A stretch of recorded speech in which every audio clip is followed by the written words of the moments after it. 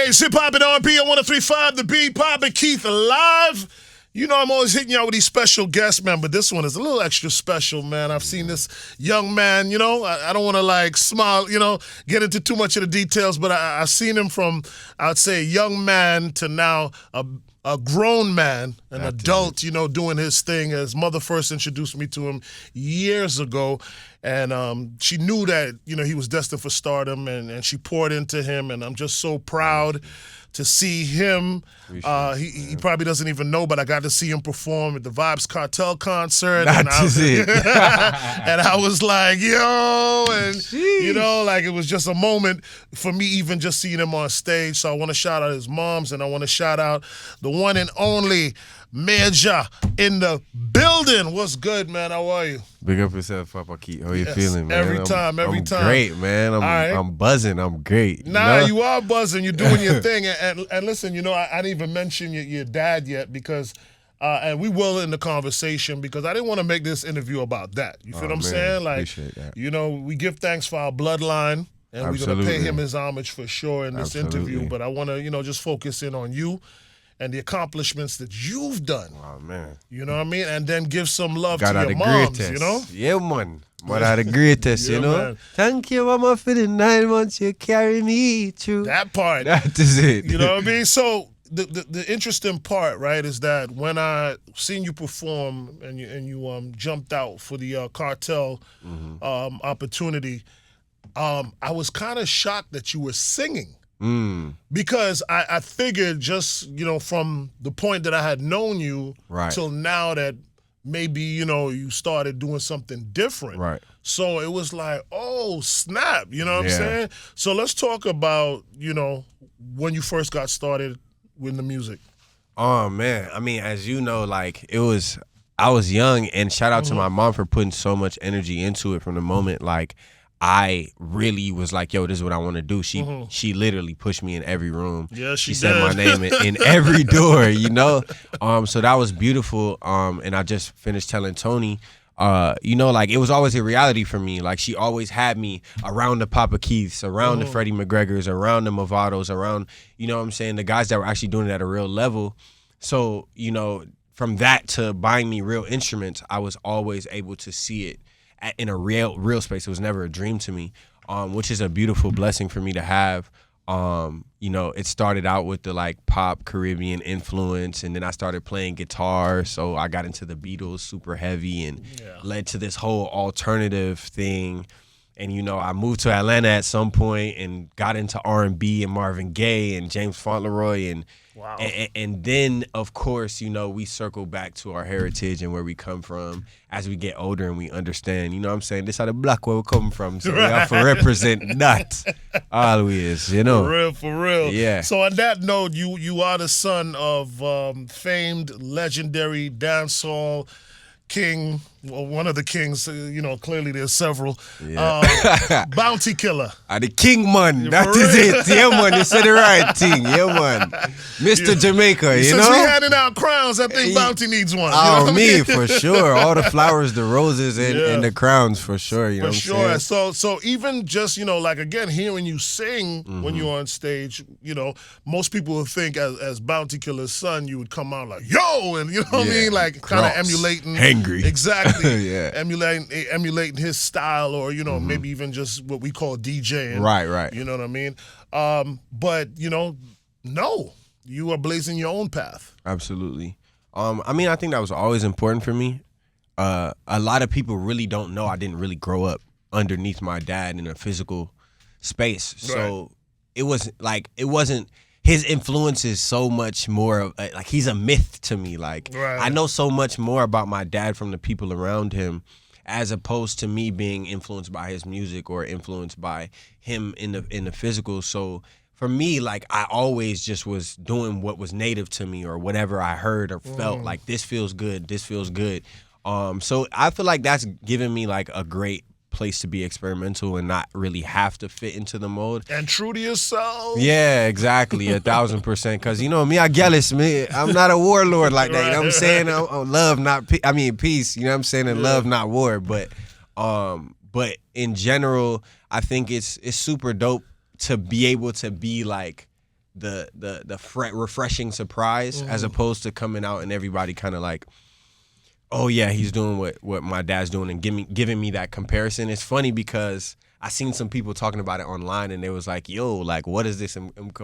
Cause one big bad word upon the man set on him to come out like the heavy warlord. I mean, I say, you know, like that's cool, but I intentionally did that. I wanted to come out singing X's and then give you my dancehall swag because that's me, and I don't want to come out giving people something that they're not gonna get used to. You know what I'm saying? Girls say it all the time. Don't introduce me to a life you can't sustain. So right. You know what I'm saying? That's what I'm giving them. That part. Myjah. You know, let people understand the play on the name and how you want to present that to them. Well, the name was given to me by Freddie McGregor when I was like 4, and they was writing songs in the backyard, and it was like, you know, singing all these songs and freestyle. And I was like, Uncle Freddie, I could write a song. And so I sat there and for like 4 minutes just freestyled a song. And ever since then, they call me Major Myjah. Myjah is my real name given to me by my mother. It means my God, Myjah. And you know, Major is a moniker given to me by the great legend Freddie McGregor. So you know what I'm saying? It's just, again, true to me. It's something I've had my entire life. You know what I'm saying? And you know. It's just honest. You're wearing a serious badge there, bro. Yeah, I love that for sure, you. for Let's sure. get to the music, man. So you've done a lot with the music. I'm not, you know, Neela, your PR, is doing her job, but I never read one sheeters. I never read bios or anything like that because, you know. Especially like how we know each other. So that part, just makes sense, you know, to sit and then down. also like when you're talking to the audience, it's like, let's learn together. Yeah. It's kind of always my approach. Absolutely. But, you know, she's doing her job. Absolutely. But, you know, Shout out Neela. just going through it, you know, you've worked with many stars. You've written with, or written with or for Chris Brown. Yep. You understand? And many other people. Yeah. You know? Can you get into that, how you got into that space? Well, when I was about 13, me, my mom, and my sister moved to LA. And at that point, we went from a house on a lake to a 1-bedroom apartment, like figuring it out and getting it together. My mom taught me like, yo, bring your guitar everywhere. Like, always be an artist. So like, you know, just moving through the industry and just people seeing me and be like, okay, let's just get an artist. Like, what do? You know what I'm saying? Having conversations with different people, you know, and people hearing what I had to offer and liking what I've done. I've had, you know, a very beautiful and blessed career to be able to have worked with Chris Brown, Usher, Miguel, Ty Dolla $ign. I've worked with J. Cole, like, you know what I'm saying, some of the greats. And so, you know, like, I'm just blessed. That's really all I could say. And at the end of the day, I just continue to put in the work. Like, my ultimate goal is to really become a household name as an artist too. So I think as much as I do love the writing stuff, it's like I'm never gonna be satisfied until like I'm really standing on my own as an artist. Well, it's that transgression, right? Yeah. So like you start off writing and, you know, for people, and then now you're writing for yourself. Absolutely. You know, your own hit songs, just like the backup singers. Yeah, you know, absolutely. Now It's all a part of the journey. Yeah, you know what I'm it saying? truly is. You know, truly is. So let's talk about the music you have out right now. Yep. So I have X's was the single I dropped last year, and that like really got a lot of critical acclaim. People was loving that record.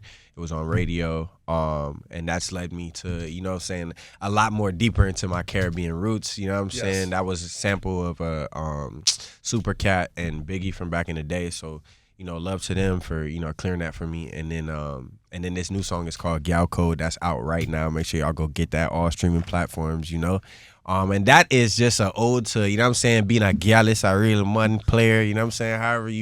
However you feel about that, you gonna feel about it. But I'm just being honest and letting them know, look, one gal alone can't drain my energy in a dog. Right. That is it. You speaking your truth. Yeah, absolutely. Always honesty, you know what I'm saying? That's the household I grew up under, you know? That's what's up, man. Giving And them how honesty. are people reacting to the song? People are loving it, and I think it's like my first time, at least from way back in the day when you know, like the young Major, which was giving them a DJ swag a little bit more. But you know what I'm saying, I'm back in that bag now, and I feel like people are like, oh damn, I didn't even know he could do this. Like, you know what I'm saying? Well, that's how you had me. You know, that's how you had me. Oh, man, to be honest with appreciate you, that. it was a real emotion and a real thing. Just actually, you know, not knowing you were gonna really, you know, even be on the stage, watching the show, and then seeing you pop out.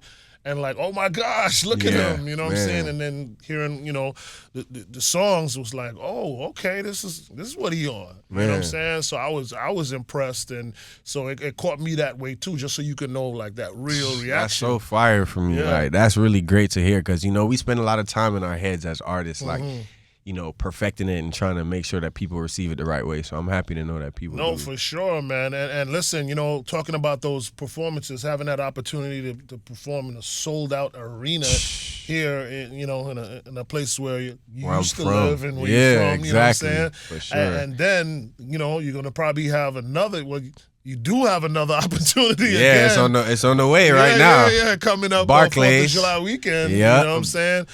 To actually do the same thing again, Yeah. this time with your dad.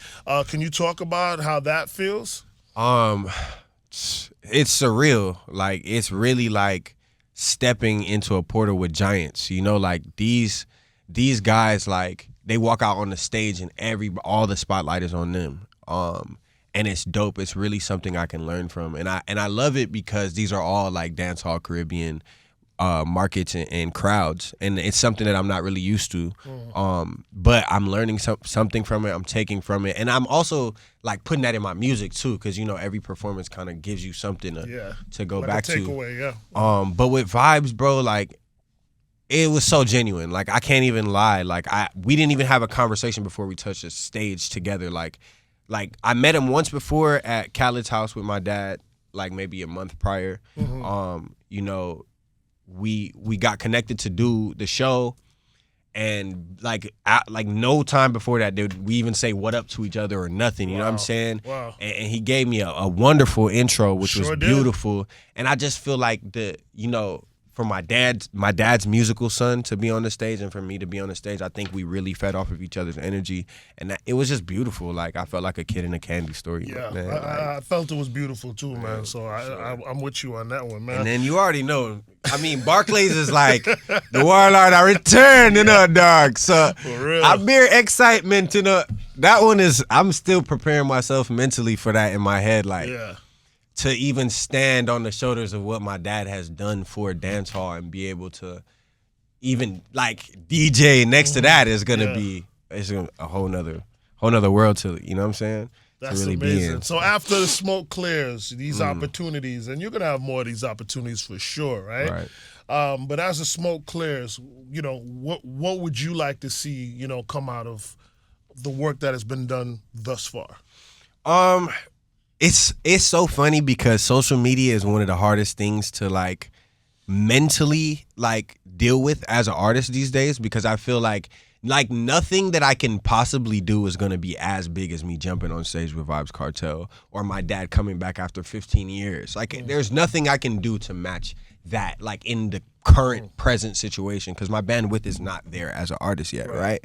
But of course, we're aiming to reach new heights every single day, and give people like the most, you know, authentic content and the most authentic music that we can give them. At the end of the day, I'm an artist. I'm always gonna continue to release music and give people something, you know what I'm saying, that they can take away, give people a piece of me, and give people my heart. But, you know, I just hope that from all this, you know what I'm saying, I got, like, you know what I'm saying, 100 new females that, you know what I'm saying, want to listen to the music and want to vibe out with me at one of my shows, you know what I'm saying. Make sure you follow me at MAJORMYJAH, shameless plug. But yeah, you know what I'm saying, something light. You doing ain't nothing shameless about it, Something man. light, you know. You're More- here for this. You're Yeah, here for this. You more earned gal this. tune for the summer, man. That is it. That is it. Well, here's what I wish for you before I let you go, man, and conquer the world, or continue conquering the world. Amen. Here's what I wish for you, and this is just in my little warped brain. I would wish for you that you're in front of an audience, and I'm gonna correlate it for you, all right? I wish for you that you're in front of an audience where you're headlining an event where people are coming to see you, Amen. and it's a full arena, and Amen. you're bringing out your dad. Amen. Right? Word. To come and work on Received. your set. Because to me, based on what you just told me, that's the one space now that'll be like, wow, Yeah. look how that, Absolutely. you know, reverse. Because I would remember, funny story, I would remember Khaled and I always used to keep our yearly parties, right? Yeah. Mine was Carnival, and his was called The Temple, right? Okay. And his was 90% hip hop, but he would always have one or two dancehall artists come out. And I remember this like it was yesterday, one of the temples that he did, and all the hip hop artists performed and did their thing. And then he brought out Bounty Killer, and he destroyed the place. I mean, destroyed it. So to how it transcended, you know what I'm saying? Like, and the energy that, comes with being a dancehall artist, where it was undeniable to even the hip hop crowd. And Bones of Killer in that era is just... Oh, forget about it, right? Ever gonna clot in that, right. Forget about it. You know what I mean? So, that's what I would wish for you. Amen. Myjah in the building, man. So proud of you, man. So glad to see how you just stuck with it, man. Please send regards to your moms. Oh, definitely will. You know what I'm saying? Because I've actually seen her put in the work, man. She was relentless. The champion. Yeah, relentless about, getting you out there and giving you an opportunity to do something that you now are really good at and love. Nah, for real. Amen. Yeah, man. And to that, like, just to kind of like set the precedent, I think dancehall has such a really beautiful story right now, and it's really getting pushed to the masses in a dope way that it hasn't in a long time. And I really, really would love to be a part of that, and I really would love to help to commercialize it and, bring dancehall and bring Jamaica back into the forefront and the center stage of what's happening, because so much influence has come from it. It's only right. You know what I'm saying? So, if there's anything that's on my mission and my trajectory of that, other than the gyalem, it would be that, man, and to just show love to the culture, man. Well, that's a fact. Well, listen, in my opinion, the best verses that ever happened, Bounty and Beanie. That is it. Clash to verses every time. By you far. can't say another one. You can't say another one. By far. And then I'll give you the Dipset and whatever. Yeah, exactly. We got to go with the origination first. For sure. That part, man. For sure. Hey, Myjah, man. Continued success, my brother. Let everybody know where they can find you, your social media platforms, and the name of the single that's out right now. That is it. Remember, I said, go listen to that Gal Code right now on all streaming platforms. Again, my name is Myjah. You can find me everywhere. It's MAJORMYJAH. Appreciate y'all so much for having me. For real, Papa. Bless. That is it. Bless. The That beat. is it.